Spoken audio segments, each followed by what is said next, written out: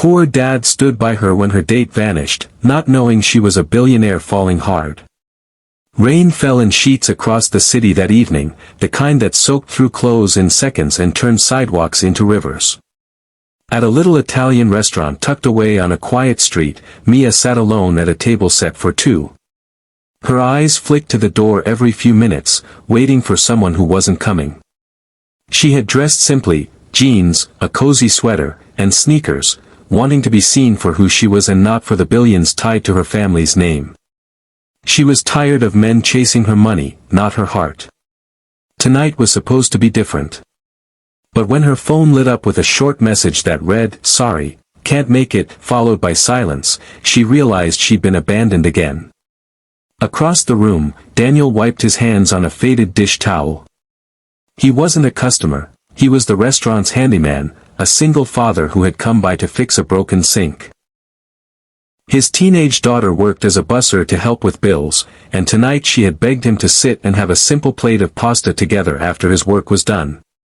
Money was tight, so tight that splitting one meal felt like a luxury, but it was their tradition.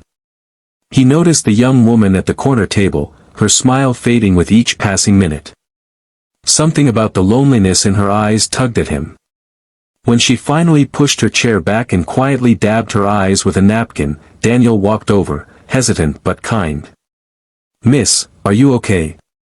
"I don't mean to intrude," he said gently, his voice carrying the warmth of someone who had known hardship. Mia forced a smile. "I'm fine, thank you. Plans didn't work out." She expected him to nod and walk away, but instead he pulled out the chair opposite her. "Then maybe it's fate," he said softly. "No one should have to eat alone on a rainy night." At first, she laughed at the absurdity. Here was a man in worn boots, a shirt with patched sleeves, and hands calloused from years of labor, offering her company when the man she had trusted with her evening had abandoned her. But there was no pity in Daniel's eyes, only kindness. And so, they shared a meal. They talked about small things, his daughter's dreams of becoming a nurse, her love for music, his late wife who had taught him how to cook. Mia, careful never to reveal her wealth, spoke about wanting a simple life, about craving honesty in a world where people often wore masks.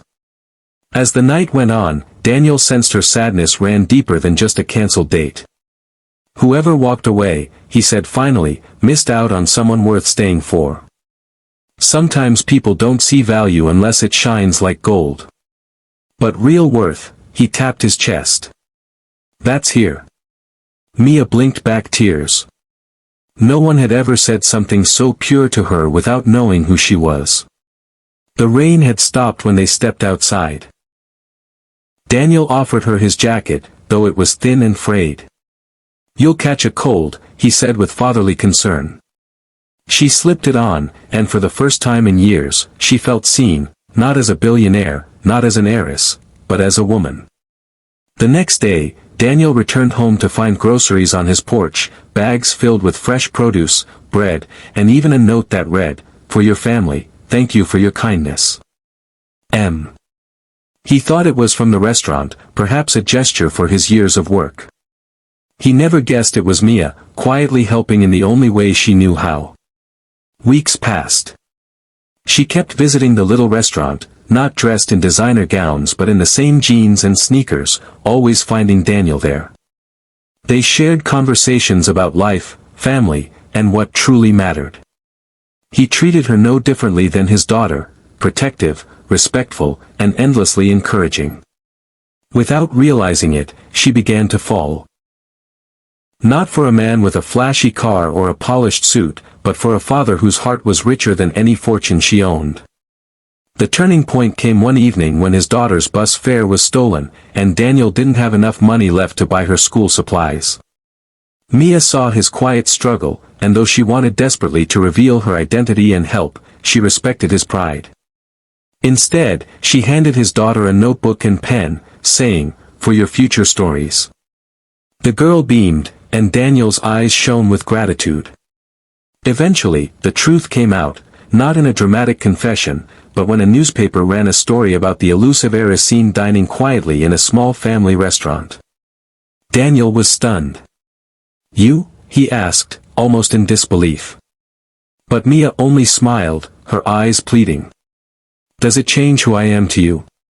He thought for a long moment, then shook his head. No. Money doesn't feed the soul. Your kindness does. In that moment, the billionaire who longed to be loved for her heart found it, in the unshakable loyalty of a poor dad who had nothing to give but everything that mattered. And as they stood together under the glow of the restaurant lights, Mia realized something beautiful. The man who had shown her that love was about presence, not possessions, had unknowingly become the very one she had been searching for all along. Because sometimes, the richest treasures are found not in what you own, but in who stands beside you when the world walks away.